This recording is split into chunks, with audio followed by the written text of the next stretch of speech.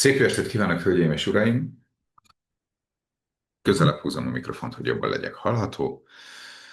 Ez itt a Bika 2026, a belső paradicsom előadás. Iszonyatosan nagy változásban és borzasztóan erős teremtésben vagyok én is. Úgyhogy bár az eddigi idők folyamán vagy során is így volt, de minden egyes előadás egy picit más lesz, picit más alapokon nyugszik, tehát hogy a Bikában próbálok most valami olyat megmutatni, ami mentén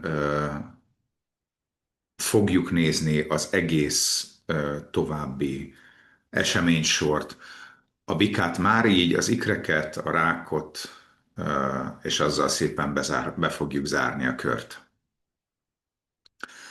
Szóval, amit szeretnék megmutatni mindenképpen, amire rájöttem most, ahogy így fejlődik a pszichológia, a tudományos irányzatok, és ahogy egyre több dolognak kezd neve lenni, hogy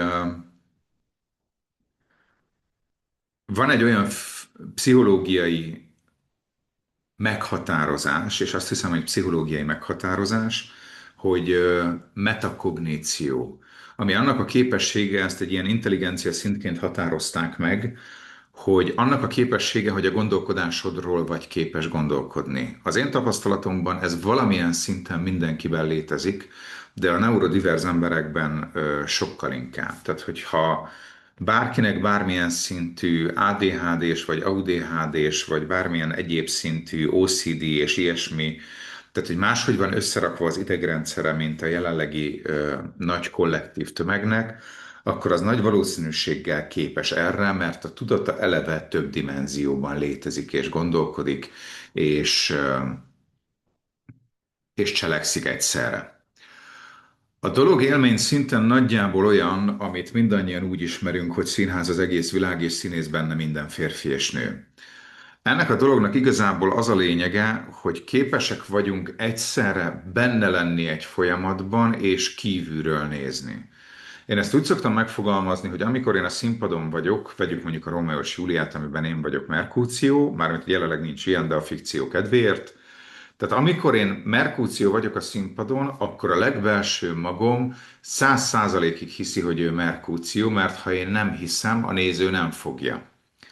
Viszont Balázs van Merkúció körül. Balázs a színész, aki tudja, hogy éppen azt játsza, hogy azt hiszi, hogy ő Merkúció.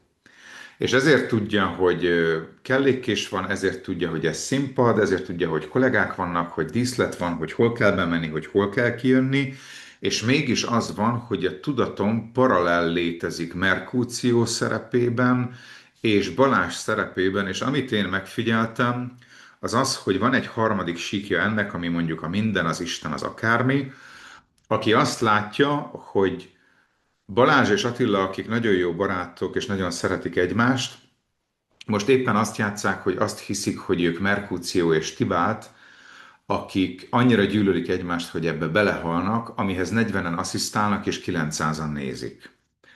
Én ezzel a tudatszerkezettel születtem, és az egész életemet így éltem le, és az egész életemben ez volt a rám jellemző működés, csak 42 évig nem volt neve.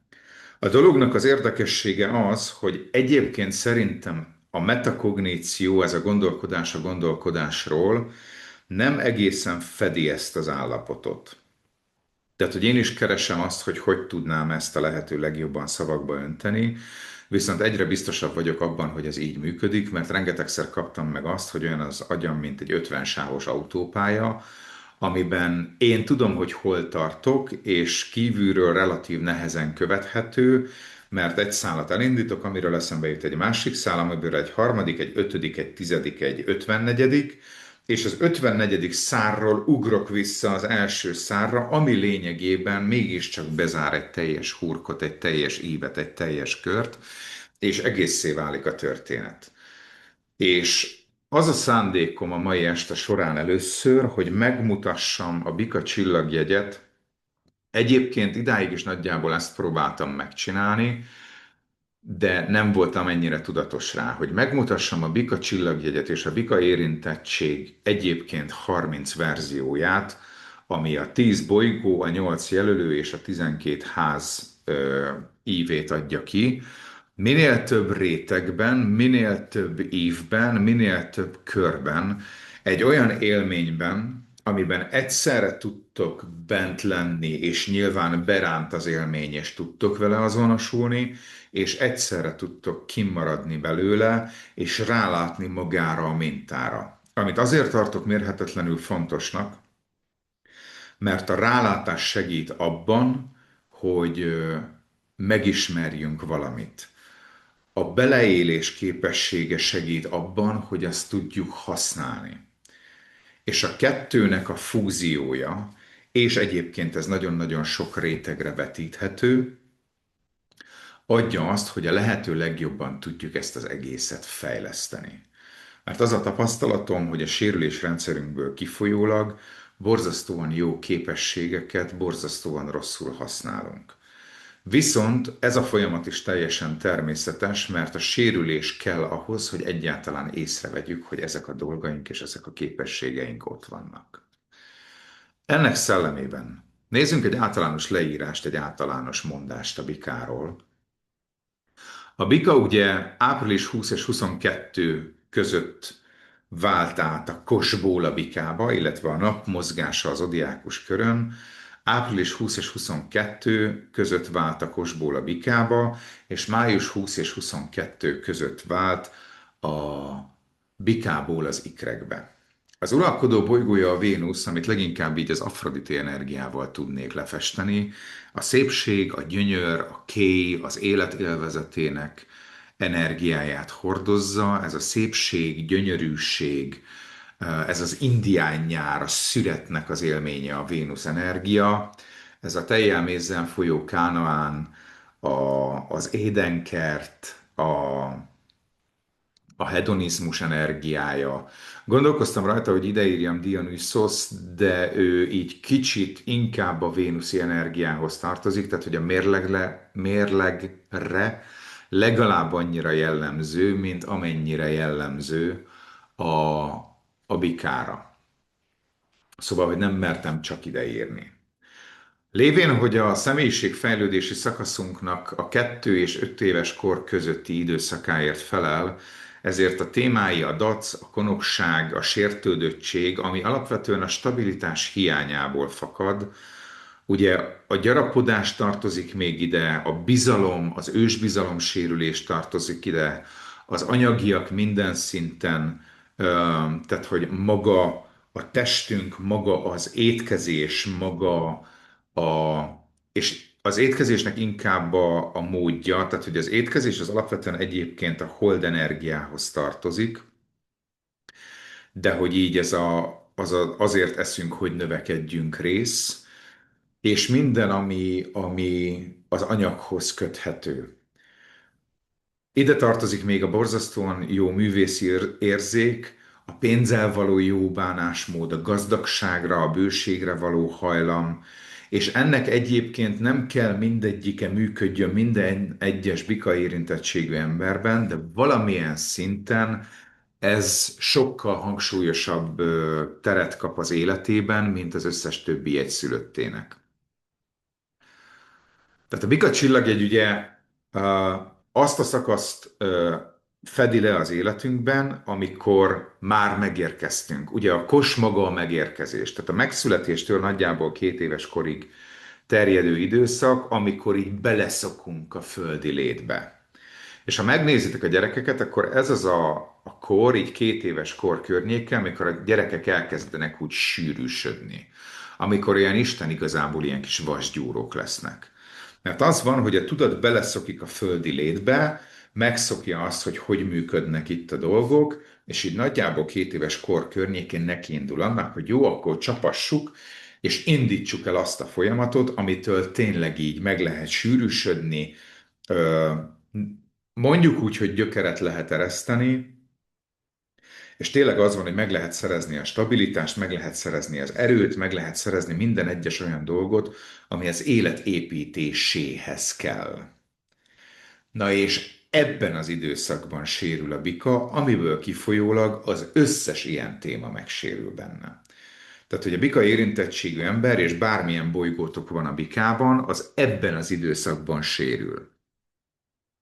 És ebből kifolyólag az összes ilyen élethez való hozzáállásunk, a gyarapodáshoz való hozzáállásunk, a bőséghez való hozzáállásunk, az élet élvezetéhez való hozzáállásunk, a hedonizmushoz való hozzáállásunk ebből kifolyólag kileng, ami mind pozitív, mind negatív irányban történhet. Tehát, hogy valaki csak iszonyatosan durván bele tud buzulni az anyagba, és semmi más nem számít, csak az anyag. Van, aki pedig pont azzal küzd, hogy egyszerűen a sérülés rendszeréből kifolyólag ő olyan szögben kapta a sérülést, hogy egyszerűen iszonyatosan durván tudja blokkolni ezeket a területeket. És ugye a sérülésünknek az elfedésére alakul ki a dac. Ez ugye ez a sarokban álló duzzogó kisgyerek, vagy ugye biztos megvan nektek is az a kép, amikor a kisgyerek így eltakarja a szemét. Rengeteg családállításon vettem részt, és elég sokszor voltam abban a helyzetben, amikor a sarokban kuksoltam. És nagyon érdekes volt, ez már például ilyen metakogníció, hogy kívülről a bika egy ilyen durcás, dacos kisgyereknek tűnik, aki valahol 2 és 5 éves kora környékére regresszált vissza spontán egy teljesen számunkra, külső szem számára vállalatlan helyzetben, de belülről a bikának ugyanezen helyzet megélése azt jelenti, hogy ha én nem látlak titeket, az hagyján, hogy ti se láttok engem, de akkor nem is léteztek, és ha nem léteztek, akkor nem tudtok bántani. Tehát, hogy a bika érintettségre tanultam én azt, és szoktam azt mondani, hogy ős bizalom sérülése van. Tehát, hogy mi az Isten értelme van annak, hogy én itt bármit csináljak, és próbáljak építeni, és próbáljak jól lenni, és teremtsek abból a szempontból gazdagságot, hogy egy olyan otthonos, számomra otthonos környezetet, amiben én jól érzem magam. És lévén, hogy bika érintettséggel nagyon anyag és nagyon fizika fókuszú vagyok, ezért nagyon-nagyon szeretem a jólétet, amit tökre nincs értelme fölépíteni, mert ha a bizalmam megsérült, akkor úgyis az a hozzáállásom, hogy az egésznek a világon semmi értelme nincsen, mert úgyis olyan helyzetben vagy emberben fogok bízni, aki ezt az egészet kihúzza a talpam alól. Mert az élménye a bikának alapvetően ez, hogy nincsen stabilitás, hogy nincsen biztonság, hogy nem lehet bízni senkiben, azért, mert annyira zsigeri szintű ez a sérülése, hogy teljes mértékben tudattalan rá, egyszerűen így alakult, ilyen vagyok, és akinek nem tetszik, az kinyalhatja. Szóval viszont pont ez rejti a lehetőséget arra, hogy itt tanulunk meg egyedül önállóak és stabilak lenni, és ellenállóak és sziklaszilárdak. Ha a jelkép rendszerét nézem, akkor a bika tényleg ez az édenkert, Kánaán, ez a tejjel mézzel folyó gazdagság. Hogyha megnézem, akkor ez az agresszív kismalac, harci mackó, kung fu panda, stb. De ide tartozik ugye a Vénusz érintettség miatt ez a múzsa nimfa energia is.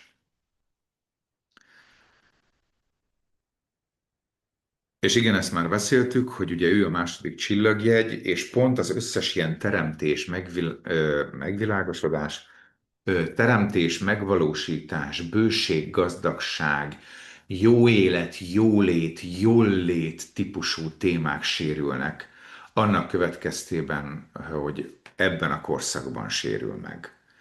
Tehát, hogy a bika érintettség ugye azt az alapvető sérülésrendszert hordozza, hogy nem akarok körbenézni a világban, mert ami körbevesz engem jelenleg, azzal, ha szembe kéne néznem, akkor fixen megőrülnék. És ezt próbálja egy csomószor a duzzogásával, a konokságával, a keménységével, a makacságával elfedni a bika. Azt a mérhetetlenül érzékeny, borzasztóan, nem jó szó egyébként a lágy, de hogy borzasztóan eleven és élő részét, ami pont attól, hogy ennyire buzog, mérhetetlen sérülékeny.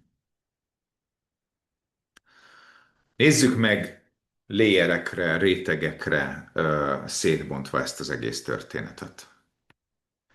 Megpróbáltam úgy megfogalmazni az egészet, mert Ez is pontosodik bennem. Én azért közelítek mindent a hiány felől, mert ha egy nyugalomban lévő embernek azt mondjuk, hogy bármit tehetsz, amit csak akarsz, akkor nem tudja, merre induljon. És a mit szeretnélt is borzasztóan nehezen fogalmazzuk meg. Viszont, hogyha elkezdünk első körben a hiányainkra fókuszálni, akkor iszonyatosan pontosan meg tudjuk határozni, hogy mi a vágy, és mi a cél, és mit szeretnénk, és hova szeretnénk eljutni. És ezért próbáltam olyan párokat adni ma este, hogy melyik réteghez milyen hiány pár, tehát hogy melyik rétegben milyen hiány születik meg, és ez a hiány milyen célt szül.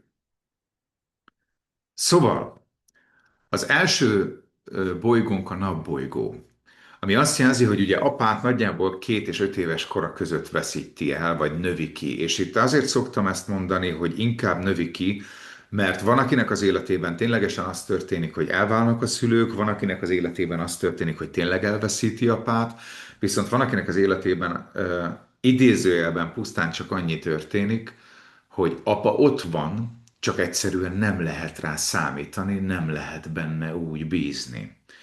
És ez megtörténhet például abból a szempontból is, hogy ugye a gyerek, tehát hogy a napjegy az azt mutatja meg, tehát ha neked bika napod van, akkor te apádat látod bika energiaként, és ezen az értékrenden és energiarendszeren keresztül alakul ki a saját önértékelésed és a saját személyiséged. A dolognak az érdekessége az, hogy a biztonságot el lehet úgy is veszíteni, hogy apa fizikailag ott van, de érzelmileg elérhetetlen.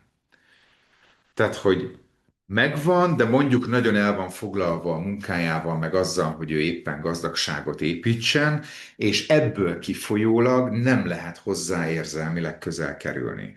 És ez nagyon érdekes, mert a bika érintettségű embereknél, különösen akinek bika napja vagy bika holdja van, rendszerint arról panaszkodik, vagy arra panaszkodik a környezetéről, hogy nem tud az érzelmeiről beszélni a környezetével. Ez annak a tükre, hogy benne van elzárva. Tehát, hogy a bika a fizikai síkon iszonyatosan széles spektrumon és borzasztóan intenzíven mozog, viszont abban a pillanatban, hogy megkérdezett tőle, hogy Mizu, hogy vagy, borzasztó könnyen bekapcsol, mert az ugye már a belső világa, ami azzal együtt, hogy borzasztóan élő és élénk, mégiscsak nagyon sérülékeny, ezért megpróbálja valami fizikai cuccal elütni. Hozok egy teát, csinálok egy sütit, adok egy párnát, ne takarjalak-e be, fázol, meleged van, éhes vagy, szomjas vagy, kutyafüle, azért, mert az érzelmi világa borzasztóan sérülékeny, pont a biztonság és a stabilitás élményének összeroppanása miatt. Viszont ugye nincsen ebben az időszakban még se fogalomkészletünk, se konkrét emlékrendszerünk, tehát hogy így ilyen nagyon durva, ö, mondjuk úgy, hogy utaztatási vagy ilyen regressziós folyamatok során is az van, hogy akinek nagyon-nagyon ki van pucolva a tudata, az is ilyen nagyjából 2 éves kora környékére emlékszik vissza, mint legkorábbi emlék. Szóval a dolognak az érdekessége, hogy apa felel a stabilitásért, a biztonságért, az erőért és a hitért. És ha a biztonság és a stabilitás megsérül, akkor olyan hiány keletkezik, amitől torzul a hithez és az erőhöz való viszonya a bika érintettségű embernek. Ez a nem hiszek semmiben, hiszek hitetlenül Istenben, és az erőt is úgy kezeli, hogy vagy egyáltalán nem kapcsolja be, ha meg bekapcsolja, akkor meg ilyen iszonyú keménységgel és borzasztó. Tehát, hogy ez mint amilyen az állatöv, mint a bika, úgy megy neki. Tehát, mint Toldinak a bika. Szóval az ősbizalom sérüléséből fakad a sértődöttsége. Viszont pont ez ad lehetőséget arra, ezt tud céllá válni ebből a hiányból, hogy egy olyan önértékelést és egy olyan mérhetetlen erős megfigyelést hozzon létre a világban, ami minden kapcsolatában, minden helyzetében, minden építményében, tehát hogy ő bármit alkot, azt iszonyatosan rendíthetetlen, stabil alapokra építi. mert ez válik elsődleges hiányból elsődleges céllá. És ahogy szépen végigmegy azon, hogy ezt a célt minél jobban meghatározza, az alapján, hogy minél jobban megismerte ezt a hiányt, ezen az útnak a során föl tud oldódni az, hogy konok legyen, hogy makacs legyen, egészségtelen mértékben, hogy zsugori legyen, és hogy ilyen befordult, agresszív kismalaccá váljon. A következő bolygónk a Merkur. Ő jelenti a gyerekkort, ő jelenti az önkifejezésünket, ő jelenti a kreatív alkotást, ő jelenti a kommunikációt, hogy mennyire mutatjuk meg magunkat a világnak. A Bika Merkur hiánya, ez a meghallgatottság, ugye ez a Pilinszki örökkön örökké, ez az úgyse hallanád meg hangot, ha adok sűrű panaszommal jobb, ha hallgatok. Tehát ugye a Bika élménye ugye, hogy beáll a sarokba, és nem jön érte senki. És hiába tombol, nem jön érte senki, nem változik a helyzet. Tehát, hogy ez annak a hiánya, hogy észrevegyék, hogy itt vagyok. Csak ő ebből ugye már túl idős ahhoz, hogy teljesen kiszolgáltatnak érezze magát, és ezért állandóan harcoljon. A bikában ez úgy csapódik le, hogy egy ilyen iszonyatosan kemény kommunikáció jön létre, egy ilyen borzasztó sértődött hangnem, ami nem tudja senki a környezetében, hogy honnan fakad. Tehát, hogy kívülről jön ez a akkor bassz meg kívülről jön ez a miben van semmi, meg kívülről jönnek hasonló ilyen élmények, és ez az egész abból fakad, hogy egyszerűen nem bízik a kommunikáció erejében. Egyszerűen megsérült benne az, hogy van értelme kimondania azt, ami benne van. Ebből kifolyólag szinte egyáltalán nem kommunikál az érzéseiről, viszont, hogyha kifejleszti magában ezt a képességet, akkor tényleg az van, hogy belül ő megismeri az érzelmi világát, kívül föl tudja térképezni, hogy milyen érzelmi világ veszi körbe, és pontosan meg tudja fogalmazni a kettő közti differenciát. Tehát, hogy egy olyan stabil belső érzelmi világot tud létrehozni az ikrek Merkur, hogy a kommunikációjában mindig a megfelelő erőt alkalmazza, a megfelelő helyen, a megfelelő módon, a megfelelő stílusban, azért, mert iszonyatosan érzi, hogy melyik szónak milyen ereje van, mert ez a legnagyobb hiánya, a meghallgatottság, az észrevettség, akármennyire hülye hangzik ez a szó, és ezért borzasztóan jól tud figyelni, ha megdolgozza ezt a sérülésrendszert és ezt a hiányt. A következő bolygónk a Vénusz. Ő ugyan beszéltük, a bikának az uralkodó bolygója. Ha a Vénusz a bikában van, akkor tényleg ez van, hogy ez a csőgázas habzsidőzsi.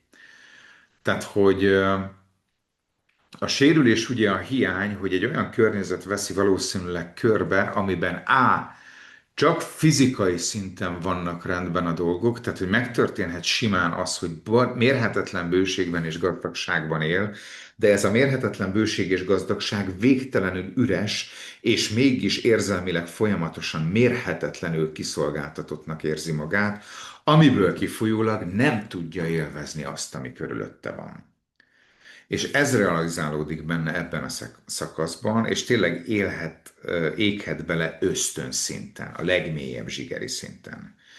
Így történhet meg például, hogy a zsugoriságot választja, hogy nem lát túl a pénzen, így történhet meg, hogy teljes mértékben lemond arról, hogy ő jól érezze magát, és így történhet meg az, hogy a másik oldalon pedig semmi nem számít, csak az, hogy én élvezzem az életet. Mindenkitől elnézést kérek, de muszáj.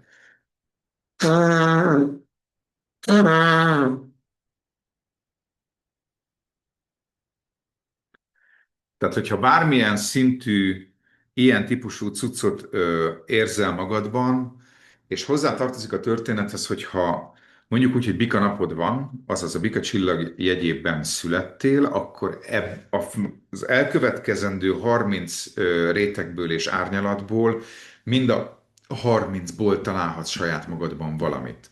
Mert a napjegy az, amiben az összes dolog összpontosul. Szóval, a cél az, hogy merjünk olyan életet építeni, ami elég biztonságos ahhoz, hogy élvezni tudjuk. és a bika iszonyatosan tudja, de aközött vibrál, hogy vagy nem meri fölépíteni, és akkor ilyen zsugori, kis konok, kis fogamhoz verem a garast típusú ember válik belőle, vagy iszonyatosan tudja szórni a mindent is, leginkább a pénzt egyetlen dologra, az élfhajhászatra. Pont attól, hogy ugye az a hiánya, hogy egy kiegyensúlyozott, bizalomra épülő életélvezete legyen benne. Viszont, hogyha megmeri vizsgálni és megmeri ismerni ezt a hiányrendszert, akkor borzasztóan pontosan be tudja hangolni azt, hogy ő mivel van jól, és se nem tolja alul, és se nem tolja túl. Mars bolygó. Juhú! A Mars egy olyan sérülésrendszer, amit tényleg úgy élünk meg, hogy az énünk az egyetlen, ami megmarad. Tehát, hogy ez olyan típusa a bizalom sérülésének, amikor tényleg az van, hogy így összeomlik körülötted minden is, és kvázi senki nem marad talpon, csak te. Tehát legalábbis az a megélés, hogy mindenki annyira szétcsúszik, és mindenki annyira el van foglalva a saját baromságával, hogy teljes mértékben egyedül maradok, aminél tényleg az van, hogy egy ilyen robbanásszerű teremtő akarat tud megszületni belőle, csak ez a teremtő akarat nagyon sokszor tud átcsapni ilyen féktelen tombolásba, legyen szó akár tárgyalásról, legyen szó akár beszélgetésről, legyen szó akár egyébként arroganciáról, mert a Bika Mars simán föl tud húzni egy multimilliárdos vállalatot, és azt hiszi, hogy azért, mert pénze van, akkor ő bármit megtehet, és mindenkinek fölötte áll, pedig rohadtul nincs így. Viszont a Bika Mars egy olyan akarat lehetőségét jelzi, amiben tényleg bármit meg tudsz építeni. Az a nagyon fontos, hogy merd szeretettel és bizalommal építeni, és bizalommal úgy fogod tudni építeni, hogy iszonyatosan jól ismered a bika sérülésrendszer miatt, hogy hol tud eltörni a bizalom, hogy hol érdemes föladni az eleve benned létező automatikus bizalmat. Mert a másik átlépi, megszegi azt a közös keretrendszert és szabályrendszert, amiben megállapodtatok ketten. De tényleg nincs előtte olyan dolog, amit az akaratával nem tud megteremteni. A hold. Anya elvesztése 2 és 5 éves kor között, azaz anya kinövése 2 és 5 éves kor között. Itt a legnagyobb hiány a szeretet, és minden, ami hozzá kapcsolódik. A teljes érzelmi skála, az érzelmi intelligencia, az otthonosság élménye. Tehát, hogy a bika hold sérülés, ez egy ilyen picit duzzogó, meg iszonyatosan sértődékeny anyakép, ami gyakorlatilag 3 másodperc alatt képes teljes mértékben porig zúzni az otthon és a család élményét. Ez tud egy ténylegesen ilyen nagyon kemény, nagyon anyagfókuszú, nagyon magának való jellemhez vezetni, mert úgy védekezik a bika, hogy bezárja az érzelmi világát önmagába, mert az az egyetlen olyan hely, ahol ez nem sérülhet meg. Ezért van az, hogy így tud az céllá válni, hogy amire ő a legjobban vágyik, tehát ami neki a legjobban hiányzott, az annak a szeretetnek és teljes érzelmi világnak a működtetése, amit ő nem kapott meg. Erre szoktam azt mondani, minden egyes csillagjegynél, és ezért tartom nagyon fontosnak a hiánynak a megfogalmazását, hogy de nekem erre nincs mintám. De van. Csak nem kívül van a mintád is, külső szemmel tanultad, külső forrásból, hanem a külső forrásban lévő hiány sorozat és hiány mozaik tud összeállni benned mintává.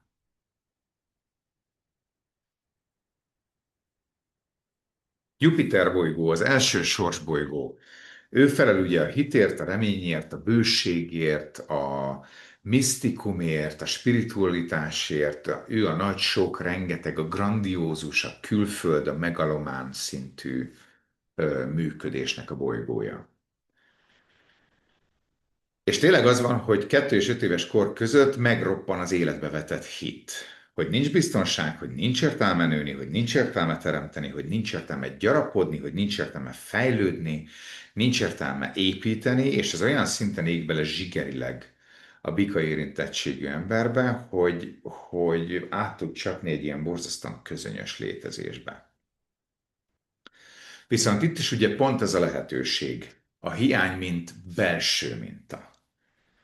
Hogy a belső világunkban, amikor becsukjuk a szemünket, akkor ugye a külvilág lenullázódik, viszont az életben az egyensúly törvénye uralkodik, tehát a csukott vagy eltakart szem a belső világ, a belső édenker teljes mértékű kinyílásához vezet, és így tudjuk megtalálni azt a világot és azt a bőséget, amit meg akarunk építeni. Tehát borzasztóan pontosan tudjuk ott bent, hogy mi omlott össze, és mitől omlott össze. És tudunk olyan gazdagságot építeni, és olyan csodát, és olyan édenkertet építeni, ami a mi életünkben már borzasztóan erős alapokon nyugszik.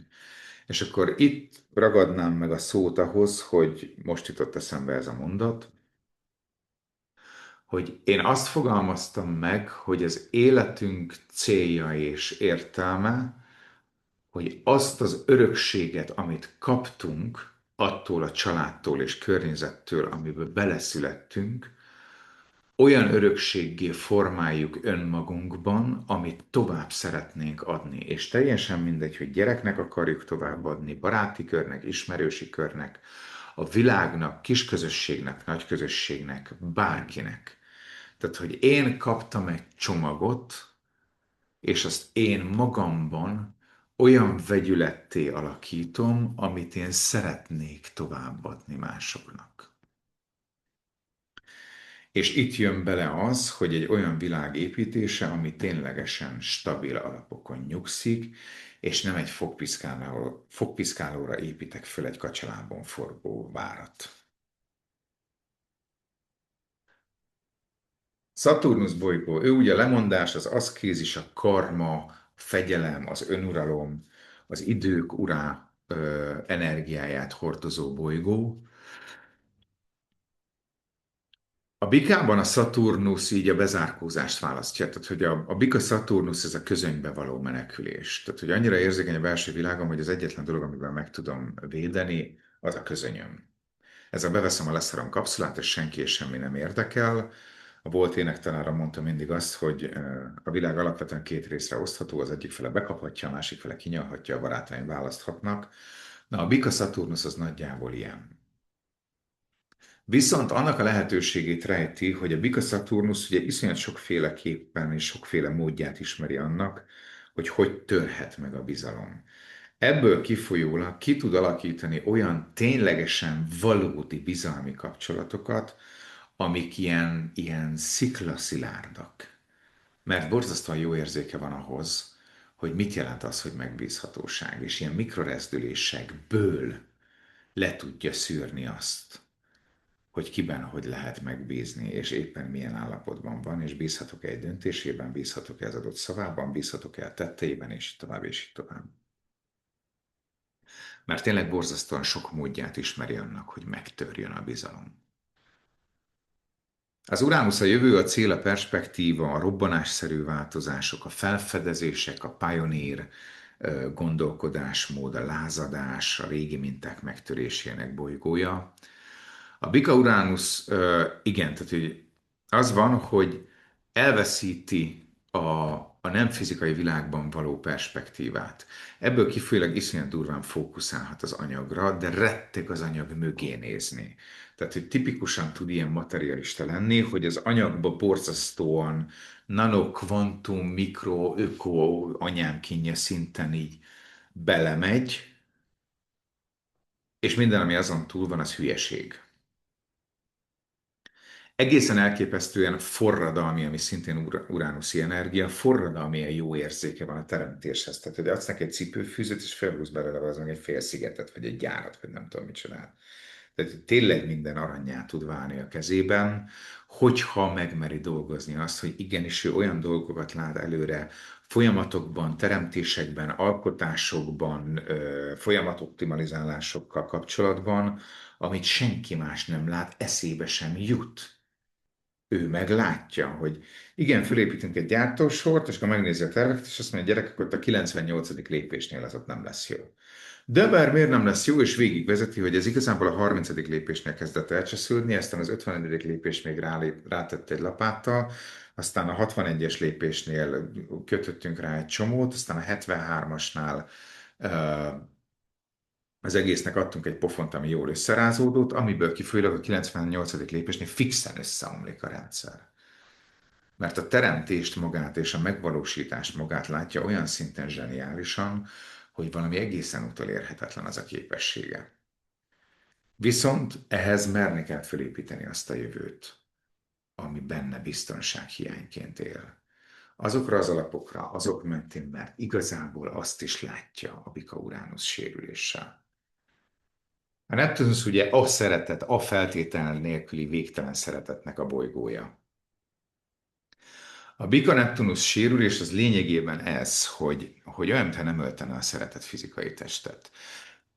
B, hogy nagyon a fizikára koncentrál. Tehát, hogy a Bika Neptunusz nagyon sokszor tudja azt jelezni, hogy ha jól laktál, akkor jól vagy, és nem kell megkérdezni tőled, hogy úgy egyébként hogy vagy. Tehát, hogyha megtömtelek, és megetettelek, és megitattalak, és még adtam, és sütött, akkor kussoljál, és legyél jól. Szóval ebből kifolyólag tud beégni tényleg az, hogy a Bika Neptunusz hordozója csak a tácsi, csak a fizikai dolgokat képes szeretetként érzékelni. És minden más formájára a szeretetnek, ami egy gesztus, egy tekintet, egy bármi, az sokkal nehezebben fogadja be, mert ugye a bizalom sérüléséből kifolyólag van benne ez a hiszem, ha látom eleve, és lévén, hogy a szeretet is nagyon a fizikalitáshoz köthető, ezért vagy a fizikai részén, ami egyébként a bikára eleve jellemző, a fizikai részen keresztül kommunikálja, de bika Neptunusszal még inkább így van ez. És ezért az a cél, hogy a nem látható részét élni a szeretetnek, hogy ne csak megfogható, hanem érezhető is legyen.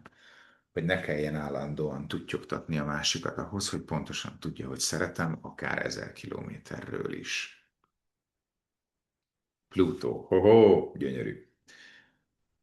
A Plutó ugye a Főnix madár bolygója, tehát ez a hamvaiból föltámadó mítikus lény azoknak a típusú ilyen atombomba-szerű változásoknak a hordozója, amiknél tényleg az van, hogy relatív nehéz előidézni, de ha egyszer előidézed, akkor semmi nem lesz ugyanolyan, mint volt.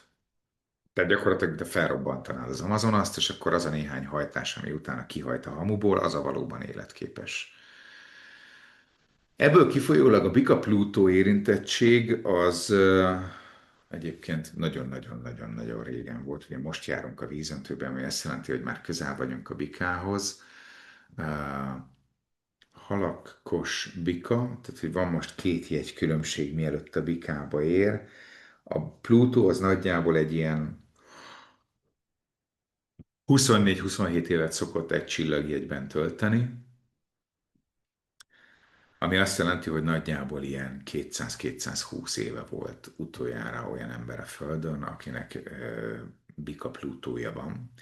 Viszont a bika érintettséggel egyébként ezt meg lehet élni. Tehát, hogy a stabilitás és a biztonság olyan szintű kilengése, ami teljesen megbénítja, lefagyaszt, nem is lefagyasztja, megbénítja. Tehát, hogy amikor a tested minden egyes porcikája és izma görcsbe rándul, mert fogalmat sincs, mit hoz a következő pillanat, mert kiköthetsz a pokolban, a mennyországban, egy bárban, egy ágyban, egy mezőn, és érezheted magad az egyik pillanatban iszonyatosan jól, és a másik pillanatban meg tényleg ilyen, ez teljesen szétcsúszva, fetrengsz valami árok szélén, és azt se tudod, mi történt.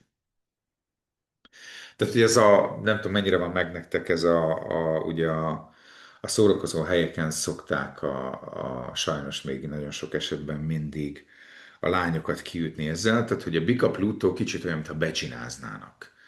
Tehát ugye az van, hogy kurva jól érzed magad a barátaiddal, a barátnőiddel, és tök mindegy, hogy férfival vagy nővel történik, kurva jól érzed magad egy buliban a barátaiddal és a barátnőiddel, és iszonyatosan jól el vagytok, és aztán egyszer csak belekortyolsz a piádba, és visszamennél táncolni, és a következő pillanatban egy árokparton ébredsz, vagy bedrogozva, vagy hiányzik a veséd.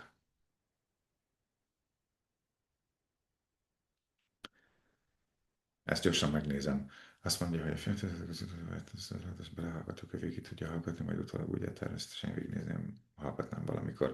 Szia Viki, persze természetesen, ugye úgy van megcsinálva ez az előadás, hogy föl fogom tölteni szépen a kurzusba bele, tehát hogy a Bika 2026 kurzus, tehát hogyha fölmész a fiókodba, megnézed a kurzusaidat, és a Bika 2026-ra rákattintasz, akkor ott lesz benne ez a videó is, és ez a prezentáció is, amit látsz, úgyhogy természetesen és korlátlanul visszanézhető. Visszatérve a Bika Plutóra, tehát, hogy kicsit ez a tényleg, mint a becsináznának, és akkor így egyszer csak fölébredsz összeverve tisztavéresen egy árokparton, és azt se tudod, mi történt. Viszont ebből kifolyólag a Bika Plutónál érdemes azt megfigyelni, mert nyilván, hogyha valakinek Bika Plutója van, akkor ő ebben nő fel, és merni visszamenni az emlékezetben, és megismerni, hogy ez az iszonyatosan nagy szélsőséges vibrálás milyen helyzetekben jelenhet meg, hogy ölt testet, miért úgy ölt testet, és így tovább, és így tovább, mert ebből kifolyólag a Bika Plutó által tényleg ilyen meteor biztos életet lehet építeni. Nézzük a jelölőket. 80 belőlük ugye az IC, az MC, a Descendens, az Ascendens, a Lilith, a Chiron és a két holdcsomópont. Kezdjük a felszálló holdcsomóponttal. Ő azt az energiát jelzi, amit ha működtetünk, akkor nagyon jól mennek a dolgok. Ez a just fucking do it energia, mert hogyha mersz építeni és mered élni azt a belső világot, ami benned van, akkor borzasztóan jól mehetnek a dolgok. Itt megmutatnám az én képletemet, itt az enyém van beírva, ez a 81 09 23 13 15 Budapest.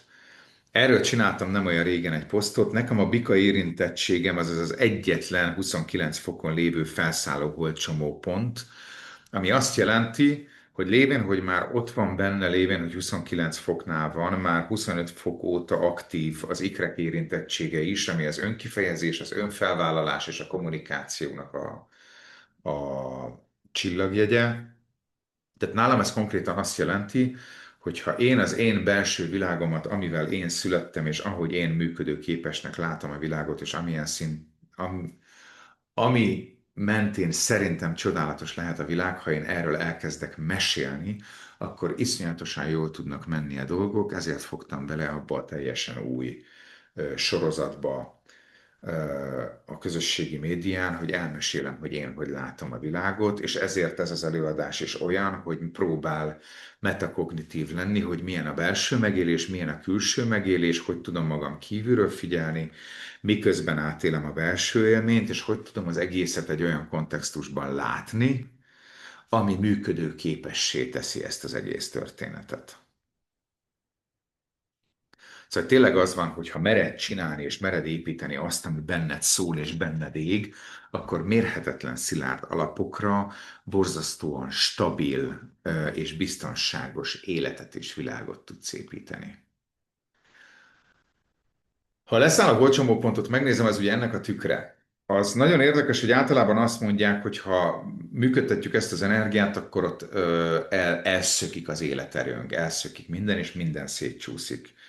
Én úgy egészítettem ki, hogy a leszálló holdcsomópont funkciója, hogy azt megmutassa, hogy mi az a pont, amikor egyrészt a saját duzzogásod egészségtelenné válik, mi az, amikor a saját konokságod, makacságod egészségtelenné válik, saját magad és a környezeted számára, és mi az, amikor a másik cselekedetei átváltanak hibából szokássá és jellemmé. Tehát, hogy pontosan érzi a bika leszálló holcsomóponttal rendelkező ember azt, hogy mi az a pont, amikor a bizalma ténylegesen sérülhet. és mi az, amikortól már nem érdemes bízni egy emberben. Tehát ez egy borzasztóan jó képesség, azért is, mert például az anyagba való belebuzulást is nagyon szépen féken tudja tartani. Az érzelmek nem megélésének az egészségtelen részét is nagyon szépen tudja jelezni. Tehát, hogy érdemes odafigyelni a bika leszállóból csomópontra azért, mert a belső élmény az az, hogy a tested zsigeri szinten jelez, hogy most átléptél egy küszöböt, és onnantól már nem lesz egészséges az, amit csinálsz. Aszcendens, hogy el tudjátok helyezni a saját képletetekben, az itt van a bal oldalon. Tehát a bika, ez a jelzi, és ez jelzi ugye a bikát, ha ez itt van, akkor bika aszcendensed van. A bika aszcendens tényleg az van, hogy ugye a Skorpió deszcendensre adott válaszreakció, ami azt jelenti, hogy a Skorpió deszcendenssel rendelkező ember, ugye az van pont szemben a bika csillagképpel, vagy nem csillagképpel, csillagjeggyel az zodiákus köröm, hogy a bika aszcendensű ember gyakorlatilag egy ilyen élő pokolnak látja az egész világot, és ez ellen védekezik, ezzel az agresszív kismalac és harci mackó kung fu panda viselkedéssel. Tehát, hogy ő a Morgó a hét törpéből, és ő ez a Ady Endre József Attila Latinovics Zoltán kombó, aki nagyon intelligensen és szofisztikáltan tud bárkit elküldeni iszonyat durván a melegebb éghajlatra. Viszont ha nem csak ezt az energiát működteti, akkor tényleg olyan csodákat tud építeni, mert ugye pont ez a fájdalom hajtja, hogy a poklot bekompenzálja, csak hogyha nem egy 4 éves óvodás szintjére menekül föl, hanem tényleg használja a bikának a teremtő, stabilizáló és biztonságot adó képességét, akkor olyan csodát tud csinálni, amit nem nagyon látott a világ. De ahhoz viszont merni kell túllátni az anyagon. Mert ugye ez a védekezés is meg tud kapcsolni, hogy csak az anyag létezik, mert ha elhiszem, hogy csak az anyag létezik, akkor nem látom a poklot, ami mögötte van. Descendens, az ugye a másik oldal, az itt van a jobb oldalon. Tehát, hogyha ez itt fönn van, akkor van bika descendensed. A bika descendensű ember rendszerint a világot egy ilyen tomboló bölcsis csoportnak látja, tehát hogy ez a 2-5 éves kor között mondjuk ez a bölcsi nagy csoport, ovi kis csoport, ovi középső csoport, vagy mindegy, értitek? Tehát, hogy gyakorlatilag egy ilyen elszabadult bölcsödés csoportot lát a homokozóban, ahol mindenki dobálja a homokozólapátot, meg a vödröt, meg a dömbert, meg az anyám kínját. Viszont, hogyha fölmeri mérni ezt a világot, és megismeri, hogy kiben mi működik, és ki miért dobálja meg cibálja azt a cuccot, ami éppen a kezében van, akkor el tudja kezdeni uralni ezt a teret. És ugye a Bika descendens Skorpió aszcendensre utal, tehát hogy a Bika descendensnél borzasztóan fontos, hogy megint csak alapvetően a bikára jellemzően merni átlépni az anyagi világnak a határát, és a Skorpió energia segítségével lemenni jó mélyre, és föltérképezni a poklot azért, mert hogyha az alapján, a térkép alapján építem, amit ott találtam, akkor pontosan tudom, hogy melyik bugyorból milyen láva, vagy gőz, vagy gáz, vagy akármi törhet föl, és azt is kibíró, borzasztóan stabil alapot tudok építeni az életemhez és a számomra fontos emberek életéhez. És nagyon fontos az, hogy a Vika Descendensnél olyan, és egyébként bármilyen bika érintettségnél, hogy olyan szeretettel építsd ezt a világot, ami neked hiányzott. És akkor a helyén lesz.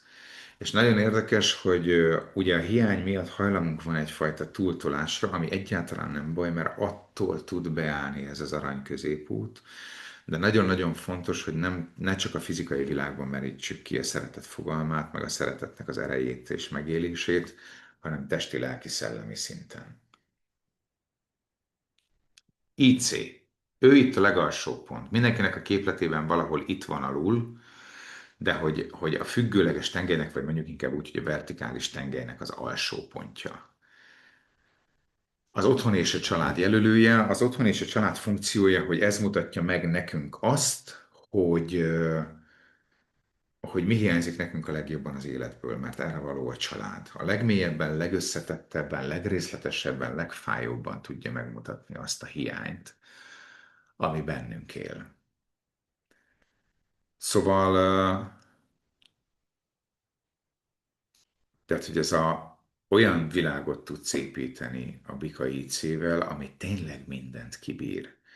És a mindent kibír, az alapvetően külső hatás, mert belsőleg valószínűleg egy Bika IC-vel, ha szépen meg van dolgozva, olyan partnert keresel, akivel ti ketten vagytok rendíthetetlen alap, és olyan biztonság, amit még nem hordott a föld a hátán.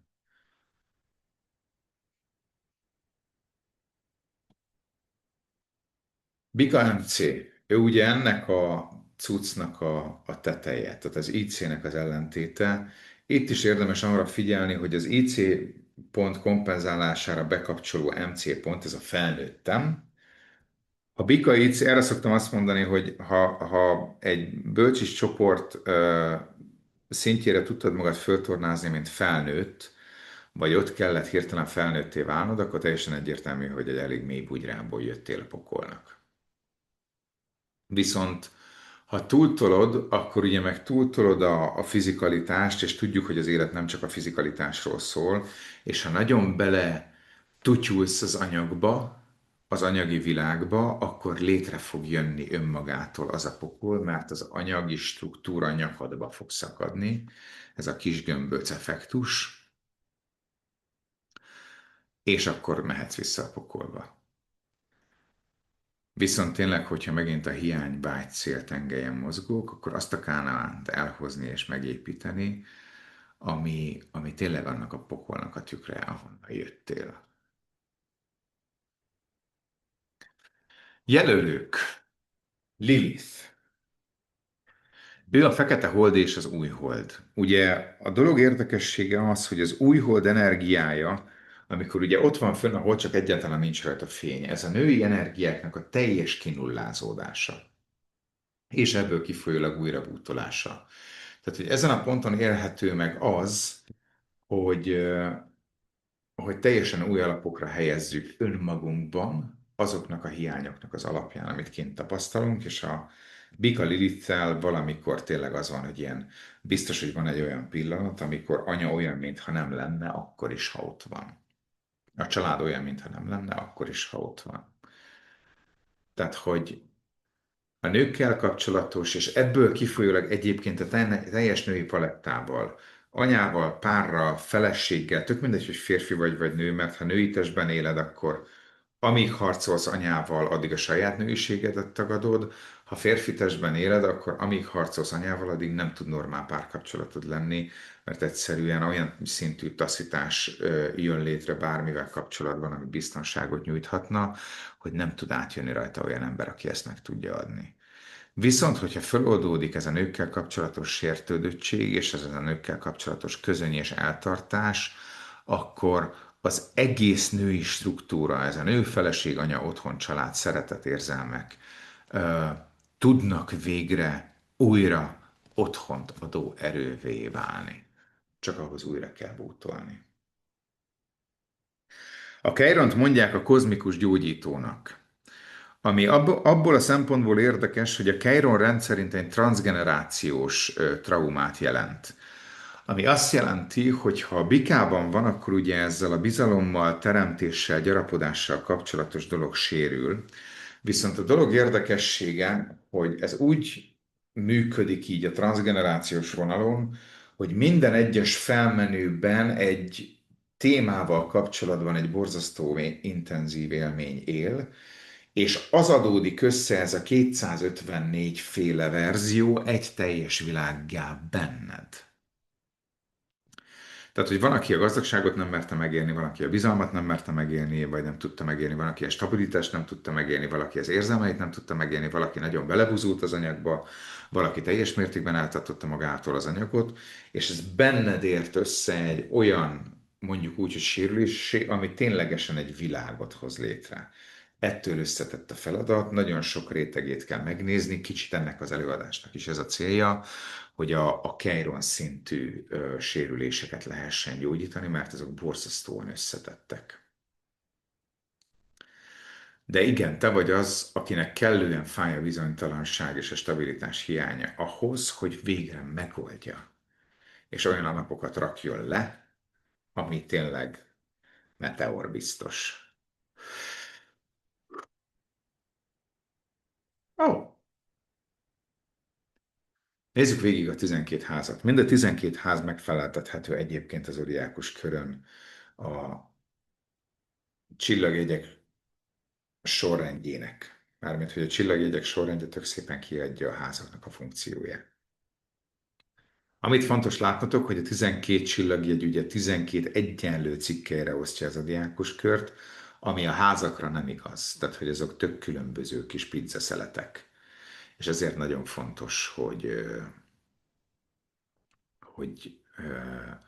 el tudjuk különíteni, mert ha megnézitek, akkor a 12 szabályos körcikkei rétegét adják a csillagjegyek, az azokban lévő elhelyezkedést, ami a következő réteg, azt adják a bolygók, a következő réteget adják a házak, és az egészet spékeli még egy szinttel följebb a fényszögek. Ezek a fura zöld és piros és mindenféle színű vonalak.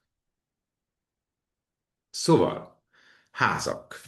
Az egyes házak kosháza leginkább az én, az ego. És ide csak párakat írtam annak érdekében, hogy az utat lássátok, megpróbáltam megfogalmazni a két legszélsőségesebb pontot, hogy milyen az egyes házban, tehát ha Bika egyes házad van, amit mindjárt megmutatok, itt az aszcendens alatt ő az egyes ház, és így megyünk szépen körbe, itt látjátok a házaknak a számát. Tehát ha Bika egyes házad van, akkor tényleg az van, hogy azon az éven fog végigmenni a tudatod, hogy ez az agresszív harci maci kismalacból az édenkert építőjévé tudj válni, azért, mert megdolgoztad az összes olyan részt, ami ezt meggátolja, és ténylegesen azt az édenkertet tudod fölépíteni, aminek mondjuk úgy, hogy hírvivője vagy, azért, mert benned létezik. A kettes ház, ugye a bika saját háza, ez az anyagiak, a gazdagság, az értékek és a biztonságnak a háza. Ugye ez kétszer írtam azt, hogy morgó, nem baj. Szóval, hogy ebből a zsugori, morgó, dulifuli, nem is tudom, hogy hívják a gumivacikban, aki állandóan zsörtölődik, de hogy abból a típusú energiából nagylelkű úrrá vagy úrnővé válni, az úr alatt egyébként nem alapvetően a férfi úr, mint ahogy a polgári megszólításban használjuk az urat, hanem az uralkodót értem, aki tudja uralni saját magát, és tudja uralni a rábízott, ha már a bika a bizalom, a rábízott kört és területet, ami lehet egészen pici, és lehet borzasztóan nagy is. A hármas ház az ikreknek a háza, ugye kommunikáció, kapcsolatok, mindennapi környezetnek a cucca. Tényleg átvenni ebből a duzzogó pokrocból, akinek semmi nem jó, aki a kákán is csomót keres, akinek mindig mindennel baja van, aki nem feltétlenül úgy beszél és reagál, mint egy ilyen ütvefúró, de hogy azért ilyen nagyon súlyos szavai vannak, és így nagyon odamondja, és ilyen nagyon majd én megmutatom, mert ugye ez a sérülés hajtja, hogy mindenki hagyjon békén a csába. És itt is azért akartam valami olyat, hogy nem királyt írtam meg, nem vezetőt, hanem előjárót, hogy a szeretetben tud példamutató előjáró lenni. Mert a kommunikációja olyan, mert a kapcsolatai olyanok. És nyilván ez jelenti azt, hogy elsőre mindenkinek, tehát hogy egy megdolgozott, meggyógyított bika energiával, amit rendeltetésszerűen tudunk használni, úgy éljük az életünket, hogy elsőre mindenkinek bizalmat szavazunk, de nem az a lényeg, hogy de ez a bizalom nagyon törékeny, hanem borzasztóan tisztán és pontosan fölismerjük azt, hogy mikor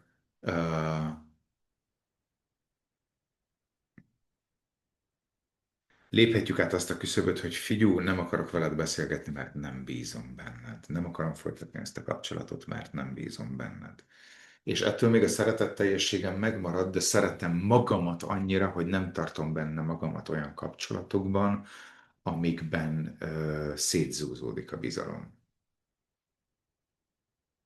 A négyes ház az otthon, gyökerek, család, belső biztonság háza.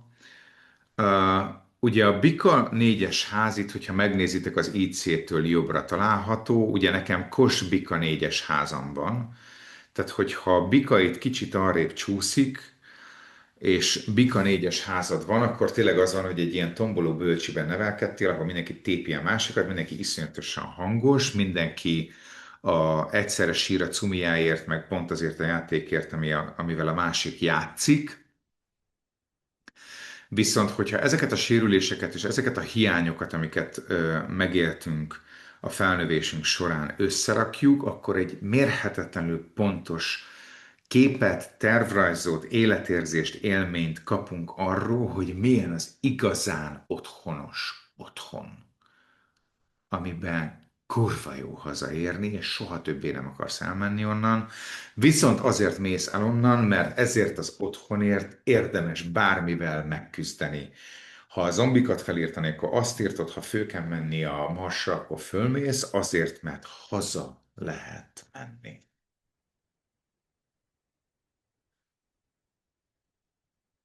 Ötös ház az alapvetően ez az örömök, szerelem, párkapcsolat, és nem a hivatalos párkapcsolat mármint, hogy nem az együttélés meg a házasság, hanem ez a járásnak a háza, és a kreatív önkifejezésé. Nekem például ugye Bika ötös házam van, tehát hogy én egy párkapcsolat elején is itt telébe Bika ötös házam van. A Bika érintettségű emberrel ugye mindent iszonyatosan jól lehet csinálni, ami fizikai. Tehát, hogy tényleg ez a kirándulni, moziba menni, vacsorázni menni, kajálni, túrázni, nyaralni, szexelni, mindent, ami a fizikai részhez köthető, és az érzelmi rész akad el.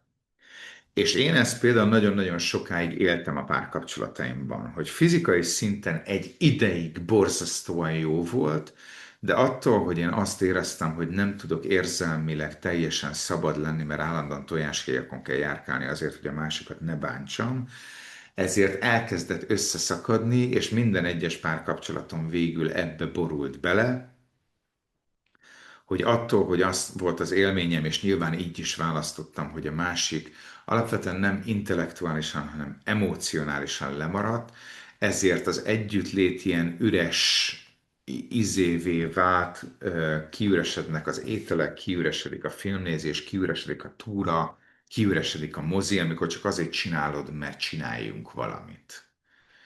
És ezt vele lehet megdolgozni azzá, hogy tényleg egy ilyen imádnivaló társ, egy imádnivaló partner legyél.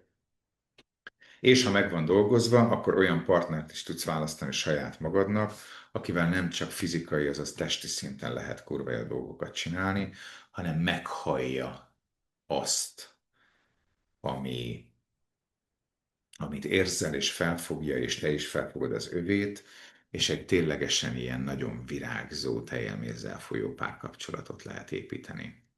A hatos ház a szűz háza, az ötös ház az oroszlán háza volt.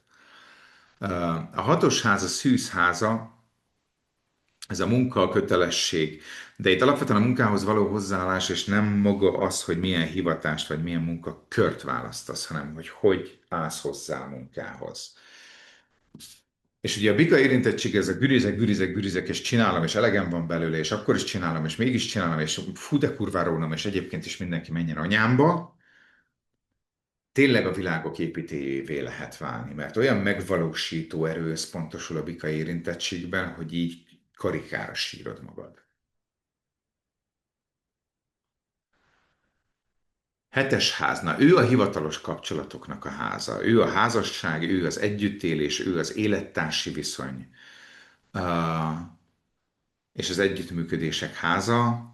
És tényleg az van, hogy a Bika hetes háznál Ugye tudunk onnan indulni, hogy a párkapcsolat, a házasság létrejöttével átcsap tényleg ebbe az ovis csoportba, viszont ez borzasztóan jó lehetőséget tud arra adni, hogy merjük élni és kimaxolni testi, lelki, szellemi szinten az egymásba vetett bizalom által létrejött csodát.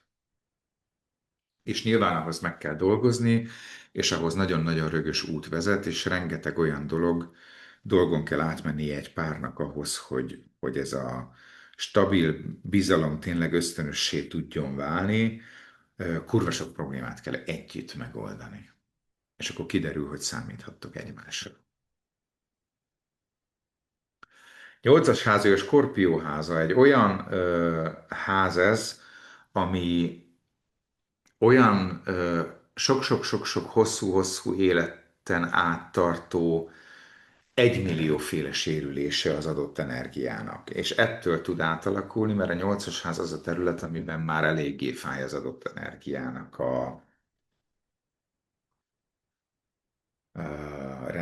nem rendeltetésszerű használata.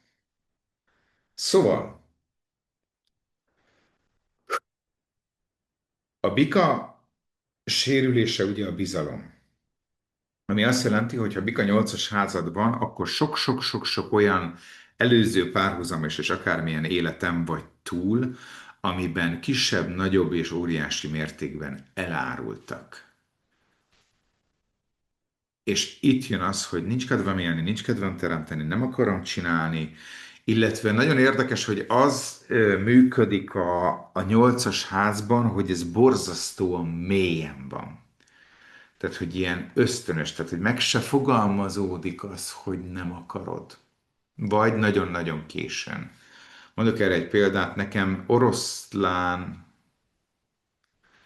rák-oroszlán 8-as házamban. Az oroszlán a férfi, a vezető, az uralkodó, az előjáró, az értékteremtésnek a csillagjegye, a legnagyobb dolog, amivel én küzdök az életem során, ez a vezetni, tanítani, megmutatni, előjárni, mert ki vagyok én, hogy bármi ilyet csináljak, és amikor megpróbáltam vezetni, akkor úgyis hátba szúrt valaki. Tehát, hogy én ezzel a résszel küzdök. Ugyanez a bika esetében tényleg ez a bizalom, hogy senkiben és semmiben nem mer bízni, az alkotásában sem mer bízni, mert az élethez is egy picit úgy áll hozzá, teljesen tudattalan zsigeri szintű beidegződéssel, hogy amikor azt hiszem, hogy megépítettem a meteor biztos életemet, akkor tuti, hogy szembe jön valami szupernova, bazd meg, és elsöpri az egészet a picsába.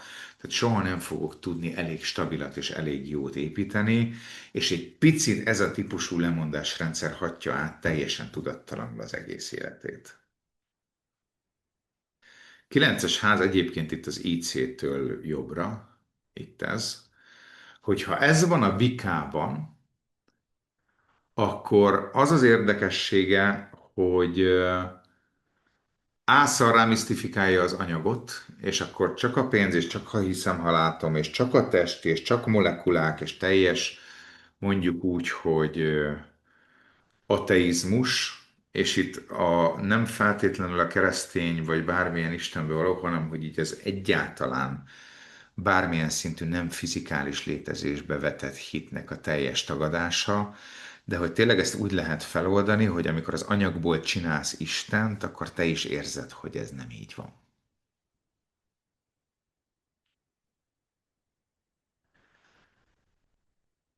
Tízes ház, na ő a karrier, a hivatás, a társadalmi szerepvállalás háza, ő itt a tízes háza az MC-nek a másik oldalán. A Bika tízes házban minden, ami tényleg életélvezete, gyarapodás, gazdagodás, otthonosság, jólét, tehát gyakorlatilag uh, um, az étterem tulajdonostól a kisbüfén keresztül a palacsinta sütőn át a lakberendezőn, divatszakemberen, uh, tehát bármi olyan, ami az életélvezetéhez nyújt segítséget, vagy kiegészítőt, vagy bármit, abban jó a Bika tízes házzal rendelkező ember. És itt nagyon fontos, hogy nem csak abban jó, hanem abban tud a legkönnyebben hatást elérni. És rendszerint, ha bármi más csinál, abban is ezt csinálja. Tehát, hogy az van, hogyha mit tudom én, te könyvvizsgálóként dolgozol, akkor az úgy vezet az élet élvezetéhez, hogy cégeket raksz rendbe, amitől optimálisabban működik, amitől remélhetőleg az alkalmazottaknak is, de a főnökségnek és a tulajdonosi körnek mindenképpen sokkal jobb élete lesz. 11-es ház. Ő az előző volt a bakháza, a 10-es ház, a 9-es ház volt a nyilas háza, a 11-es ház a vízöntő háza. Ez a barátság, közösség, jövőkép, tehát hogy ez a jövő célperspektíva kis közösségek leginkább, tehát hogy nem ilyen országok meg hasonló. A Bika 11-es ház egy olyan utopisztikus világot tud előre vetíteni, ami tényleg ez az évezredek óta hiányzik az emberiségnek. Na valószínűleg, ha Bika 11-es házad van, akkor te egy ilyen világot látsz. Tehát, hogy egy olyan, ez a kicsit ez a Tomorrowland, ahol minden fantasztikus, és minden remek, és minden azt a mindenit, és itt alapvetően nem maga az innovatív fejlesztés része a lényeg, hanem hogy egy ilyen borzasztóan virágzó és organikus történet.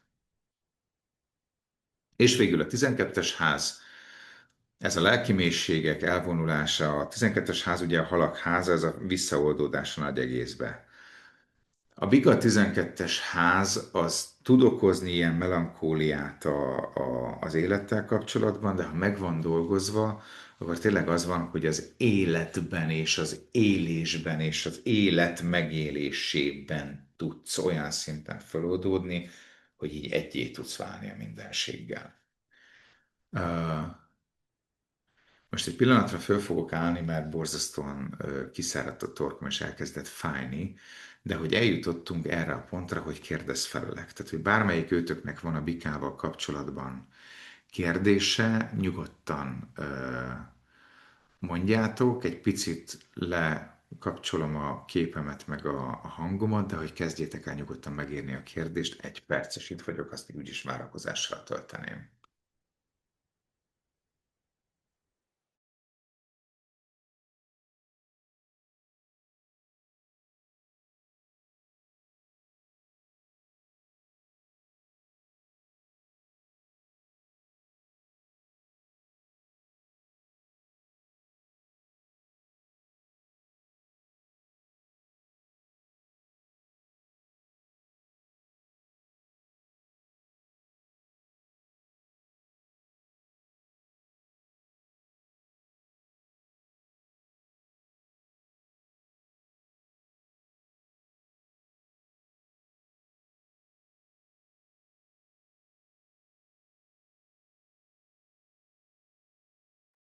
Már itt is vagyok, hoztam vizet.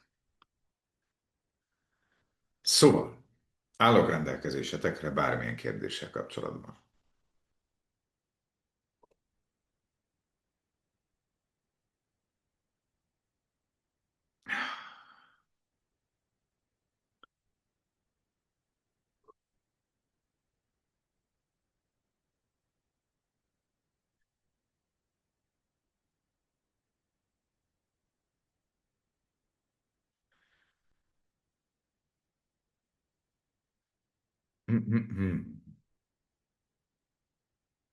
Akár belső megélés, akár külső megélés, akár bármelyik rétege.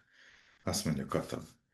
Bika nap 7-es, 8-as ház. A 8-as háznál nagyon megérintett az, hogy ösztönösen nagyon mélyen van az, hogy nincs kedvem élni. Ezt a tudattalan lemondási rendszert hogy tudom megváltoztatni? Uh, Nekem az lenne erre a javaslatom, hogy elkezdeni az élet apró tehát hogy fókuszváltással. Illetve, tehát hogy nem az agyból való létezéssel, ugye a tudatosságot is én nagyon máshogy kezelem, mint ahogy általában kezelik.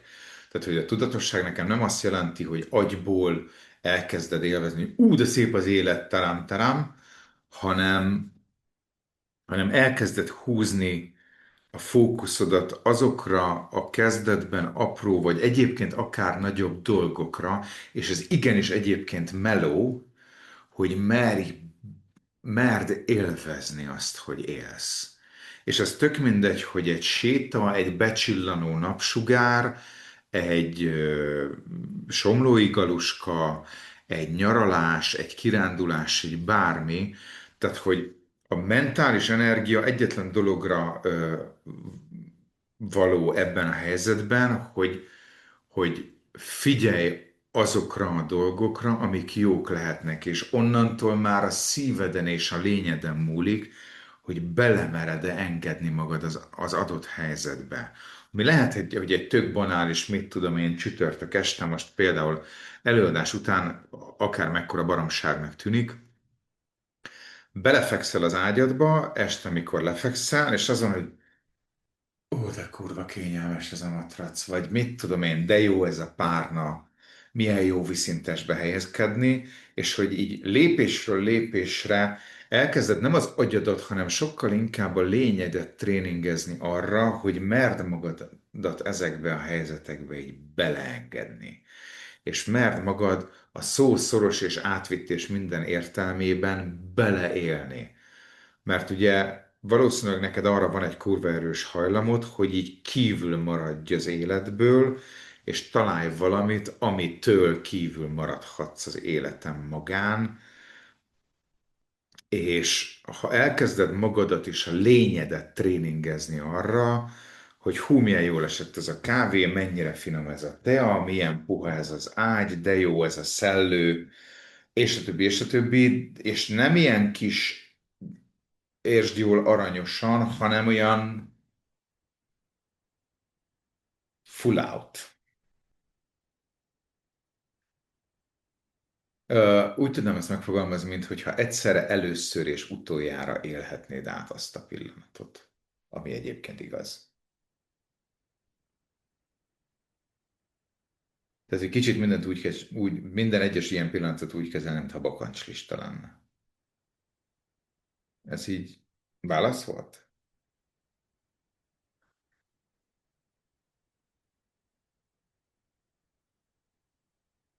Juhu!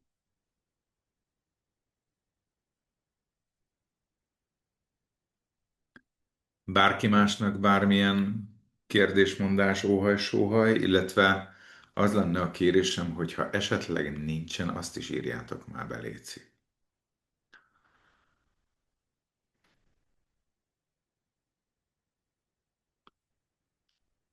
Meg arra szeretnék egy visszajelzést kérni egyébként, hogy sikerült-e ezt a külső-belső metakognitív hozzáállást átadnom.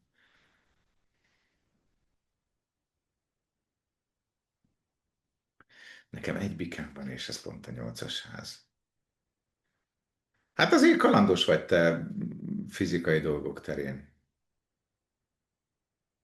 Azt mondja, hogy Skorpió nappal és Bika aszcendenssel miért ütközöm a Bika napúakba, miért nem értjük egymást, miért hozom ki belőlük a sértődést, miért kell eltávolodnom tőlük.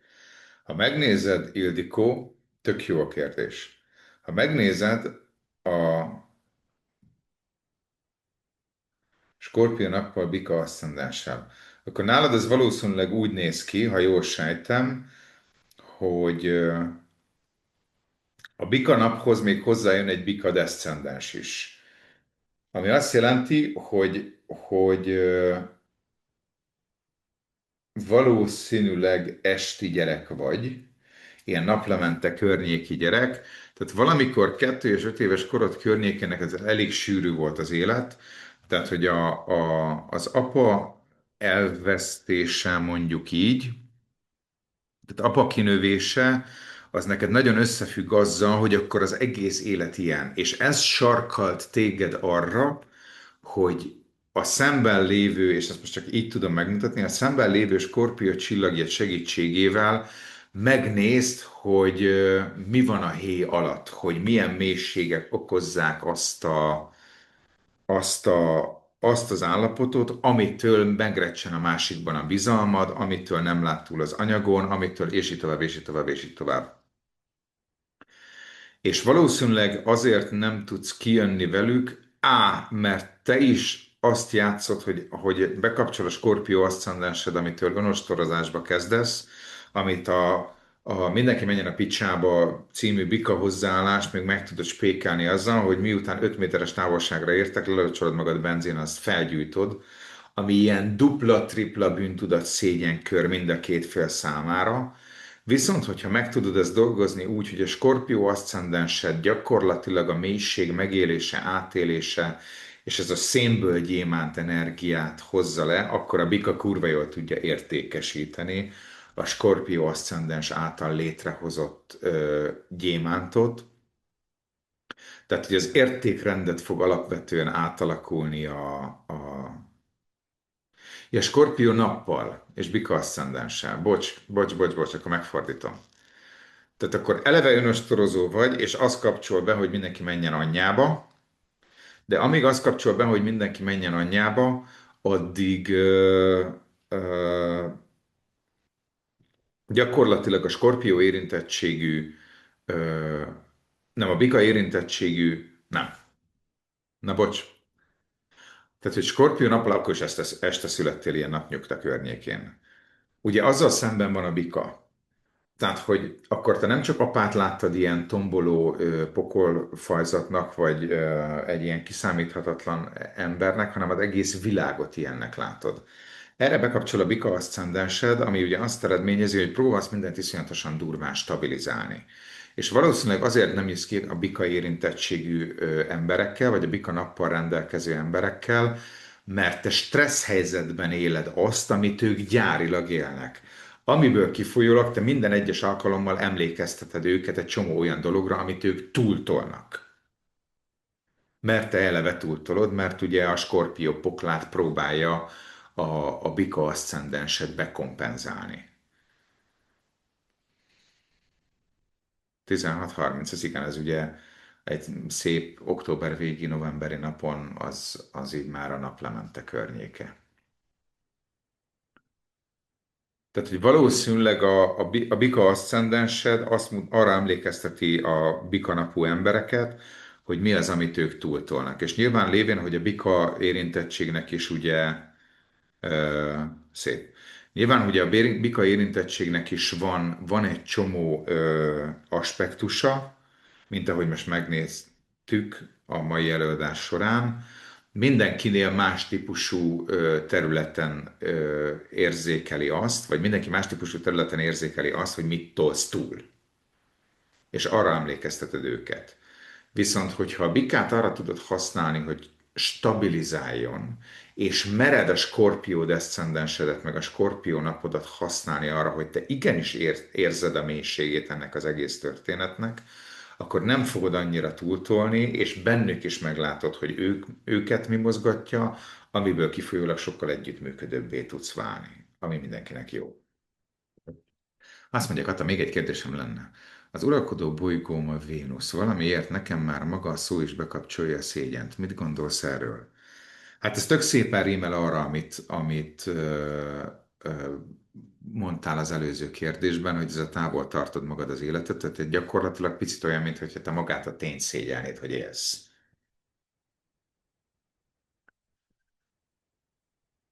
És bármi, ami az élet élvezetéről szól, ami tök jó egyébként gyakorlat neked arra, főleg azzal a mennyiségű munkával és úttal,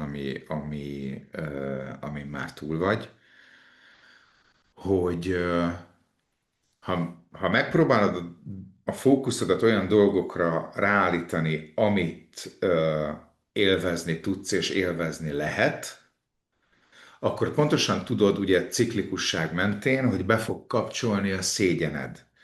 Akkor menj bele a szégyenedbe, és kezd el kivesézni, hogy tulajdonképpen mit szégyellek most ebben a helyzetben.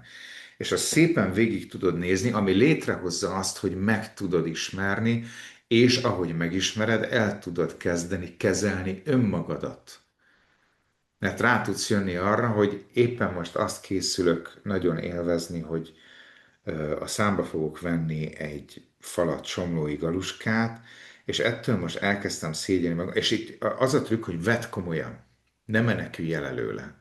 Mert ha komolyan veszed, akkor létre tud jönni az, hogy ha igaz, akkor meg tudod dolgozni, és tovább tudsz menni a megismerésben, ha meg fasság, akkor meg ha kurva komolyan veszed, akkor egy idő után kénytelen vagy kiröhögni saját magad. Mert meglátod, hogy mekkora baromság, amiben pörgeted magad. De ez csak akkor fog létrejönni, hogyha bele mered engedni magad, és komolyan mered venni a saját szégyened. De. Köszönöm. Azt mondja Ildi. Bika nap és Merkur 10-11-es ház. Apukám halálával van egy olyan megélésem, hogy ténylegesen elcsendesedtem. Van, amikor nagyon nehezen beszélek, vagy fejezem ki magam. A munkahelyemen pedig én vagyok az a láncszem, aki mindenkinek élhető legyen a munkaközösség. Ja, igen, én vagyok az a láncszem, hogy mindenkinek élhető legyen a munkaközösség, pedig én sokszor úgy érzem, én vagyok fogatlan, igen, a sárkány, toothless a tyúkolban. Uh, Ugye az apa elvesztése az, tehát hogy ez a hivatalosan is felnövünk. Tehát, hogy végleg elkerülhetetlenül felnövünk. Tehát, hogy az a típusú elcsendesedés, az egy teljesen természetes dolog. Uh, A gyászt, meg azt a típusú mélysérülést, az borzasztóan nehéz kimondani. Uh,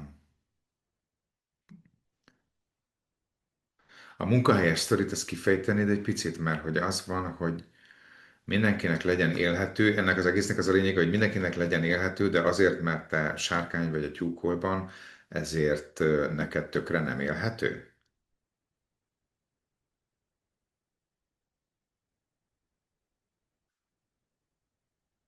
Ágota, nekem teljes voltam a helyed, de részletesen, logikusan felépített, jól átélhető és képek. Köszönöm szépen, én is köszönöm, Ágota. A megdolgozom alatt, Ildikó, terápiás folyamatot értek, és teljesen mindegy, hogy milyen terápiát választasz. Én alapvetően az élmény szintű terápiákat preferálom, mert azért tartom korlátozottan hatékonynak a kognitív terápiákat, mert attól, hogy kivesézzük és kielemezzük azt, hogy készül a francia krémes, még nem fogod tudni megsütni. És a másik, hogy nem feltétlenül fog jobban esni, attól, hogy kielemezzük, hogy mennyi benne a cukor, és ez hogy készül el, és balról jobbra vagy jobbról balra kell keverni, vagy hogy készül a karamell, vagy hogy készül a nem tudom én micsoda, attól nem fogod jobban élvezni, hogyha megeszel egy krémest. Ezért én az élmény alapú terápiákat preferálom, mint például a családállítás, mint például a kinez, mint például bármilyen olyan csoportos vagy egyéni módszer, amiben tényleg fiziológiás vagy fizikai élményed van a benned végbe menő változásokról. És hogyha ezek segítségével megdolgozod, akkor egy csomó rétege és egy csomó ilyen hordaléka tud felszabadulni. Hö.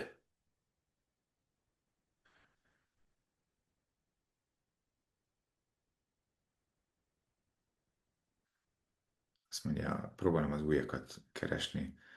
Lídia, fog eszembe jutni a neved Lídia, de hogy te vagy Lídia, ugye? Hogy Móni, Erika, Bianca, nektek bármi, ami még esetleg hiányzik, és jó lenne ránézni, vagy eszetekbe jutott?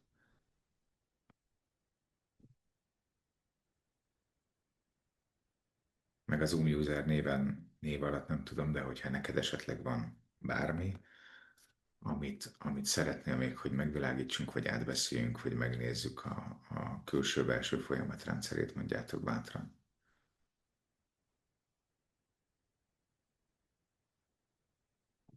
Addig viszont.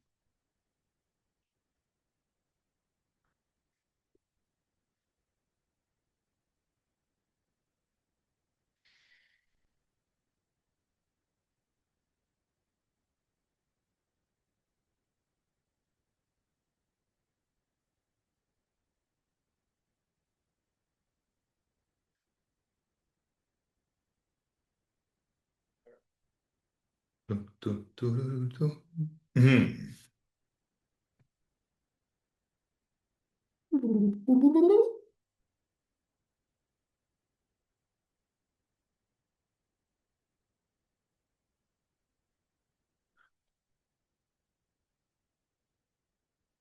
még egy picit. Illetve megköszönöm azt is, hogy ha megírjátok azt is, hogyha nincs kérdésetek, jól vagytok. Uh, Mert akkor tudom, hogy nem váratlak titeket, mert akkor én is megyek a kis dolgomra ügyesen.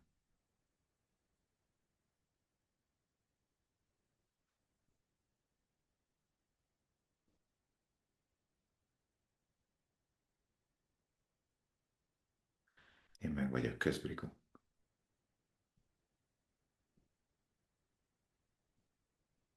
Jöjj, jöjj, jöjj! Nehezen tudom megfogalmazni, de a 2 és 5 éves kor közötti sérüléshez visszamenni lehet valahogy. Utazással oldható, kineziológiai oldással oldható, nem feltétlenül fog kijönni, de hogy családállításban is föl tud jönni, csak hogy a családállítási folyamatban nem feltétlenül lesz kimondva, hogy akkor történt ez a cucc, de maga az érzés, ez a bizalomvesztés, meg a stb., az tök simán föl tud jönni benne. Meg vagyok, köszönöm, Bianca. Köszönöm, Viki, nekem sincs kérdésem. Köszönöm. Azt mondja, hogy Katának nincs több kérdése, köszönöm szépen. Azt mondja, hogy kedves Balázs, a lánykámnak bika napja van, ami apa hiány, nekem bika a holdam, ami anya hiány, én amúgy kosnap vagyok, amit észrevettem, hogy nekem egyszer az én térképelemzésen azt mondtad, hogy 4 éves korom óta árva vagyok, na most ugyanezt érzem a lánykámon is. Mi lehet ennek az oka?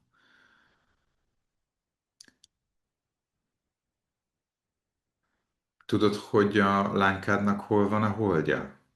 Hú, meg ha írsz nekem egy keresztnevet, akkor végtelen hálás leszek érte. Mármint, hogy nem feltétlenül nem a lánykádét, hanem a tiédet, hogy a neveden tudjalak szólítani, mert nekem az fontos. Nekem nincs kérdésem, most köszönöm szépen, Arika. Edith. Tehát, hogy vízöntő holdja van és bika napja, és azt érzed rajta, hogy ugyanez az árvalányhaj lett belőle, mint amit te éreztél annó. Ö, Úgy tudod ezt megtámogatni, Edith, hogy ő ugye a vízöntő holddal, ő téged érzékelhet nagyon sokszor ilyen ne a sunyi számítót értsd a számító szó alatt, hanem hogy ez a nagyon agyból létezőnek. Tehát, hogy neked ugye attól, hogy bika holdad van, attól ugye te megtanultál egy csomó mindent egyedül, és nagyon keményen, és nagyon mert nincs arra külső mintád, hogy hogy kell érzelmesen intézni a dolgokat. Viszont ha te is elmersz indulni a hiányod felé, akkor az ő vízöntő holdja, ami nagyjából ez a fényév távolság, tehát hogy ő azért érzi magát árvának, mert a vízöntő hold, amit ugye téged jelképez, tehát hogy téged ilyen 800 millió fényévre érzékel, az apját meg 4 évesen elvesztett, vagy mit tudom, 2 és 5 éves kora között valamikor elvesztett, tehát kinőtte, aminek az a lényege, hogyha itt van lenne a gyerek, már ezt kinagyítom. Tehát, hogyha itt van lenne a gyerek, és itt vannak a szülők, akkor az van, hogy ő apa, és ő anya. És a gyerek téged 400 millió fényévre érzékel, apát meg hiába érzékel kurvára közel, igazából őt már mellett, tehát hogy saját magát már fejlődés szempontból apa mellett érzékeli, amiből kifolyólag, ha fölnéz, nem látott semmit.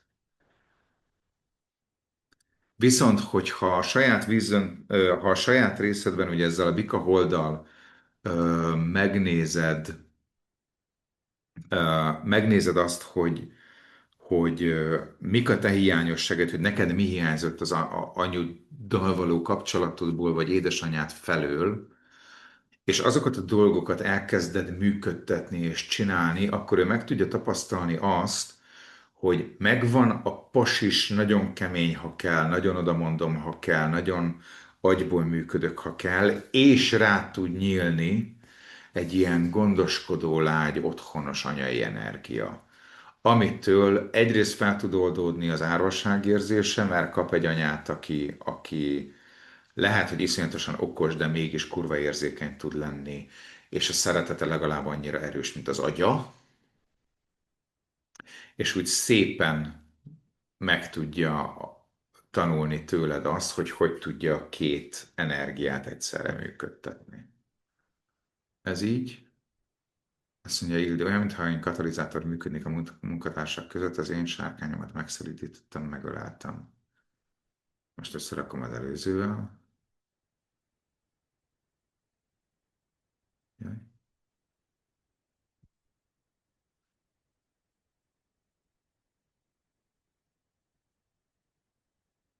Ja, hogy ez csak ilyen izé volt, tehát hogy ez igazából nem feltétlenül kötődik a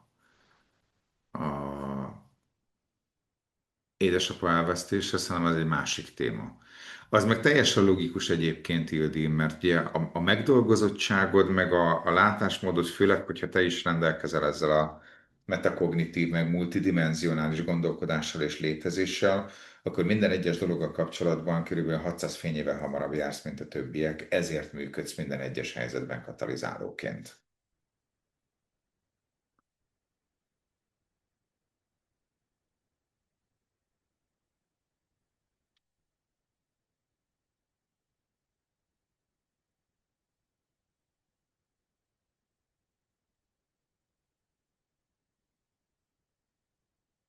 Jó.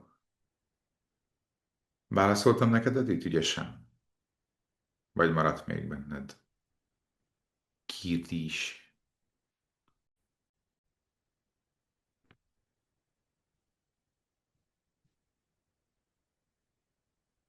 Ott lesz a felvétel, igen, igen, igen, igen.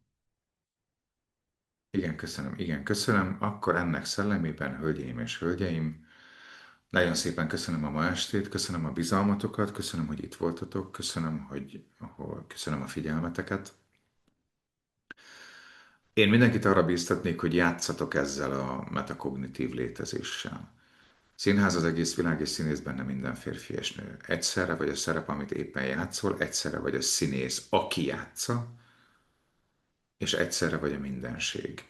És attól függően tudsz ebben az egészben zoomolni, hogy mennyire mered szabadon engedni magad. És nyilván a kezdetben bukdácsolós lesz, és össze-vissza lesz, és szépen bele lehet ebbe szokni, sokkal könnyebb megoldásokat találni, hogyha több síkon és több dimenzióban tudod érzékelni a saját létezésedet.